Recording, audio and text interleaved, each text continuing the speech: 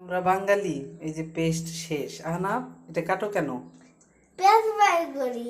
ও আচ্ছা, এটা কাইটে পরে পেস্ট বের করবা? আহারে, বাঙালিরা যে কত লক্ষ্মী, বাঙালিরা যে কত হিসাবি, তার কোনো তুলনা হয় না, তাই না? এখন দেখি আছে অনেকগুলি আছে। অনেকগুলি। এই যে ওরে, কয়দিন ব্রাশ করা যাবে আরো? আরো 3 মাস।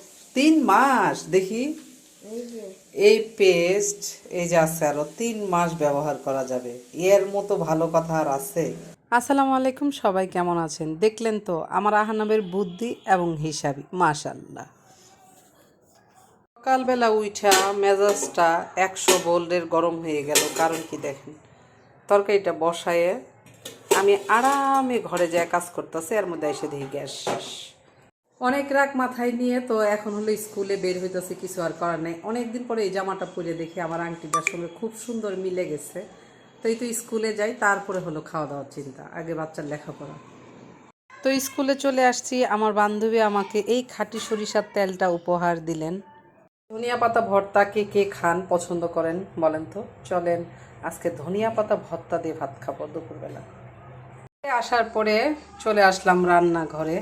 আজকে গরম ভাতের সাথে এই হলো ধনিয়া পাতা ভর্তা খাবো। কেমন হবে বলেন তো? মজা, সেই মজা না? সাথে কিন্তু শুকনো মরিচও দিব বেশি করে, কাঁচামরিচ, রসুন, পেঁয়াজ সব থাকবে, কিন্তু সাথে শুকনো মরিচ হবে, কারণ ঝাল ভর্তা মানেই হলো ঝাল। আর এটা হলো হালকা হলো, আমি শুধু পানিটা যাতে টানে।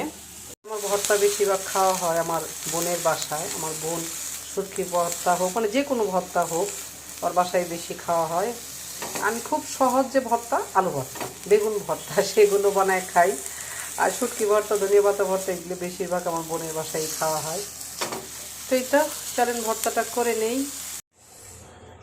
তো পাটায় পিসাবো ধনিয়া পাতা, সাথে হলো এই মরিচ, রসুন, পেঁয়াজ, সাথে শুকনো মরিচ। হয়ে গেছে আমার ভর্তা। আর এই যে বান্ধবীর দেয়া খাঁটি সরিষার তেল দিয়ে এখন ভর্তাটা মাখাবো। ভর্তা কিন্তু অনেক ঝাল হয়েছে, কি বলবো, এর জন্য শুকনো মরিচ 2টা দেই নাই। এত ঝাল করে বাচ্চারা খাইতে পারবে না।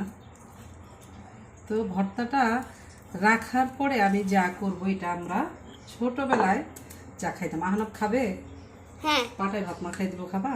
হ্যাঁ এখন হলো আহনাবকে পাটায় ভাত মাখাই দিব। আমার ক্যামেরাম্যান আজকে কে? আমি।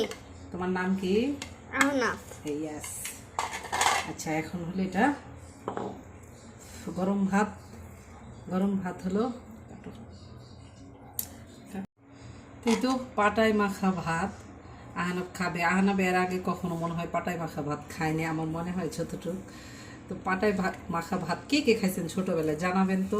আমরা তো অনেক খাইছি, আমরা যারা গ্রামে মানুষ হয়েছি আমরা অনেক খাইছি। এখন খুব মিস করি মায়ের হাতে সে পাটায় মাখানো ভাত।